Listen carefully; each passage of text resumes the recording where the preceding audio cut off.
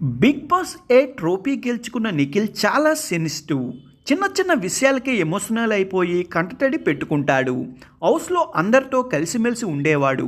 ముఖ్యంగా మొదట్లో సోనియాతో, తర్వాత యస్మితో ఎక్కువగా క్లోజ్ అయ్యాడు. కానీ ఒకానొక సందర్భంలో తాను సింగిల్ కాదంటూ లవ్ స్టోరీ బయటపెట్టాడు. సీరియల్ నటి కావ్యతో ప్రేమలో ఉన్న విషయాన్ని ఆమె పేరు చెప్పకుండా వెల్లడించాడు నిఖిల్. ఇండస్ట్రీలో అడుగుపెట్టినప్పుడు తనే నా భార్య అని తెలిసిపోయింది.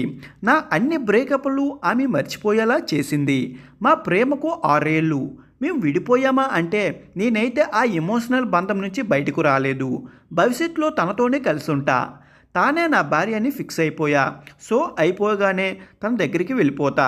ఆమె కోపడుతుందని తెలుసు, అయినా వెళ్తా. తిడితే పడతా, కొడితే కొట్టించుకుంటా, పిచ్చి లేస్తే లేపుకెళ్ళిపోతా. సో అయిపోగానే నీ ముందు నిలబడతా అంటూ కావ్యపై ఉన్న ప్రేమను చెప్తూ ఏడ్చేశాడు నిఖిల్.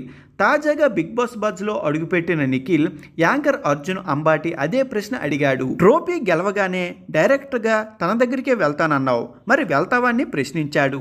అందుకు నిఖిల్ బయటికి వెళ్ళగానే తెలియదు కదా పరిస్థితి అని చెప్పాడు.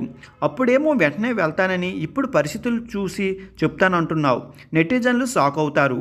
అయితే ఆలస్యమైన నిఖిల్ కావ్య దగ్గరికి వెళ్ళి తన ప్రేమను వ్యక్తపరుస్తాడో లేదో చూడాలి. నిఖిల్ కావ్య ఫ్యాన్స్ అయితే మాత్రం కావ్య నిఖిల్ కలవాలనే కోరుకుంటున్నారు.